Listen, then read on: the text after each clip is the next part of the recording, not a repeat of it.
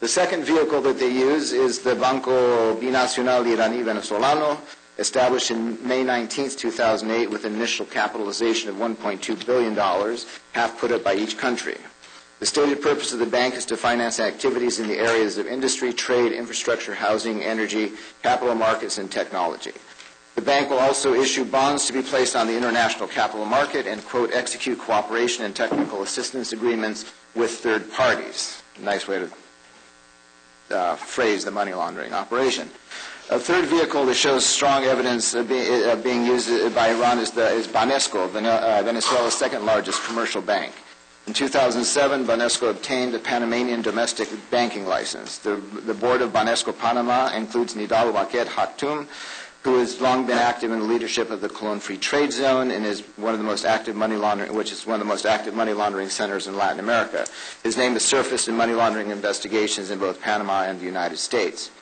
One of the other things I think you have to look at as this develops is the commercial flights that have been launched between Caracas and Tehran with stopovers in Damascus, Syria, which were initiated on March 2, 2008. The weekly flights using Boeing 747s and Airbus 340s, so they're rather large aircraft, are operated under a code-share agreement between Venezuela's state-controlled Conviasa Airlines and Iran's national carrier Air Iran.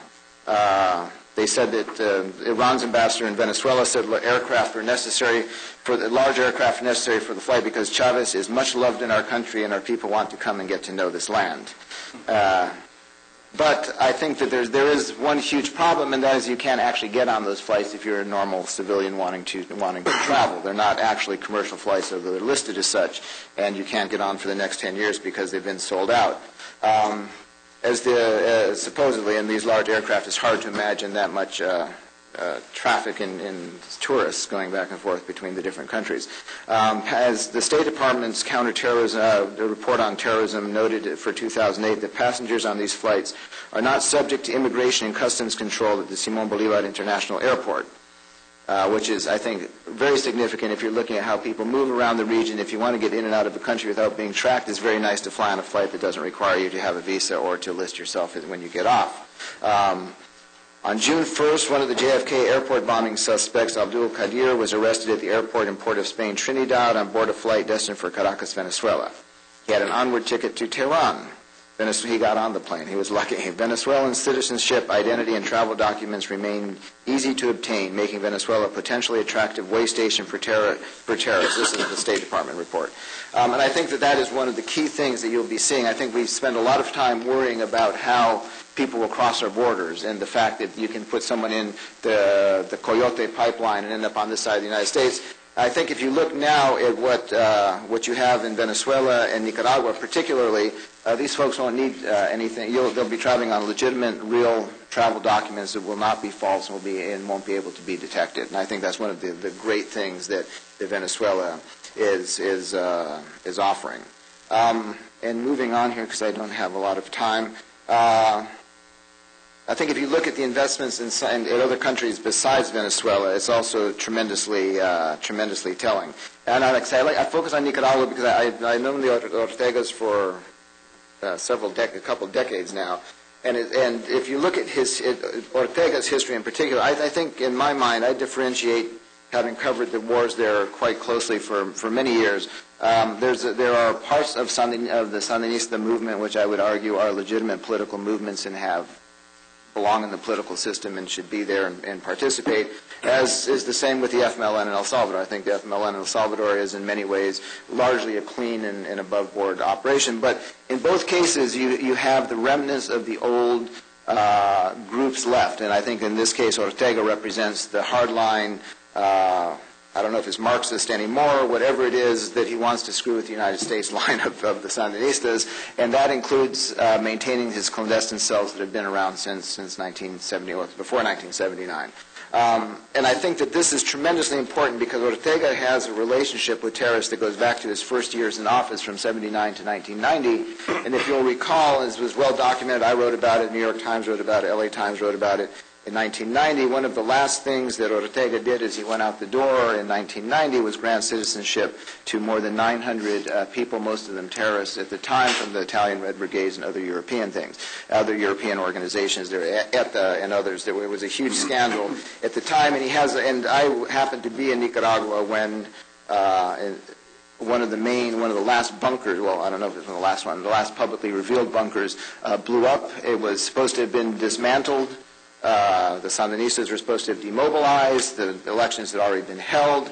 Humberto Ortega, Daniel's brother, showed up at 3 a.m. in his pajamas. He was so alarmed by this.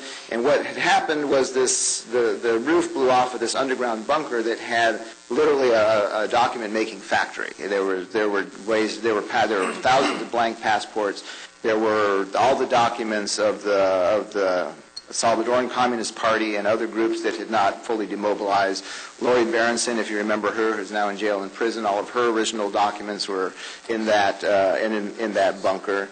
It was really just a fantastic sort of fantasy land of what you would do if you were running a clandestine network and wanted a one-stop shop to do whatever you wanted to do.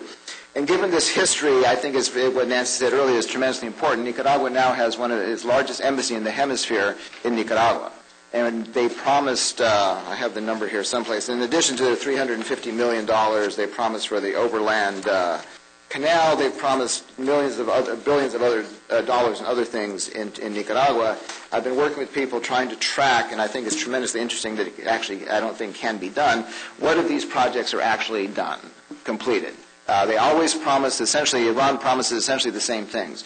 Milk factories, motorcycle factories, truck factories, hydroelectric.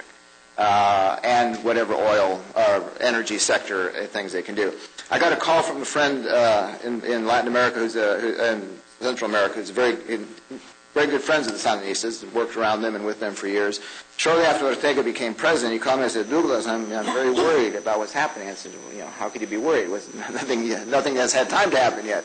He said, "No, you don't." He said, "Here's what's happened. As soon as Ortega came in, they sent an Iranian delegation, and they selected 30 of the top people and took them for training in Iran." And I said, so what? He said, "Well, it's supposed to be diplomatic training, but everybody knows, Iran is not great at Western-style diplomacy.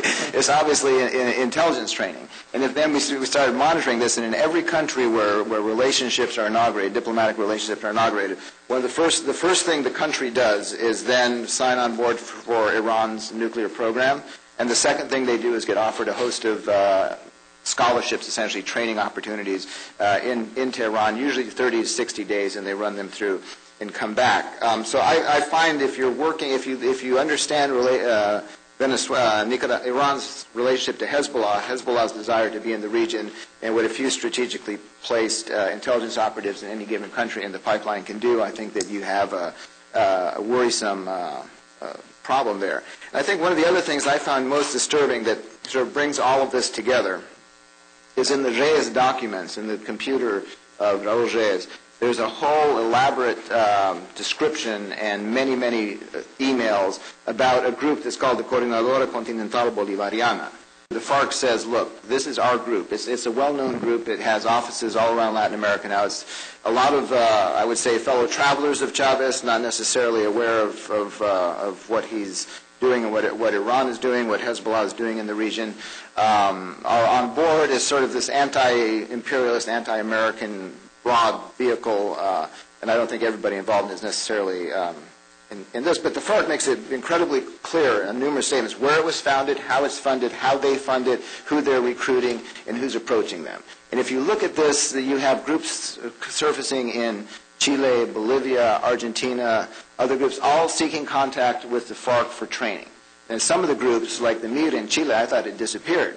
Apparently not. They have a remnant of an organization that writes numerous letters to the FARC saying, please train us. And what does the FARC do? It turns to Daniel Ortega and Chavez for help in helping these groups realize their dreams. And there's one fantastic exchange because the FARC decides, and they attend a meeting with the Sandinistas in Libya with Muammar Gaddafi, I think in 2003, and they write a letter to Muammar Gaddafi afterwards, the FARC does, saying, thank you for your hospitality, it was great to see you guys, thanks for the revolution.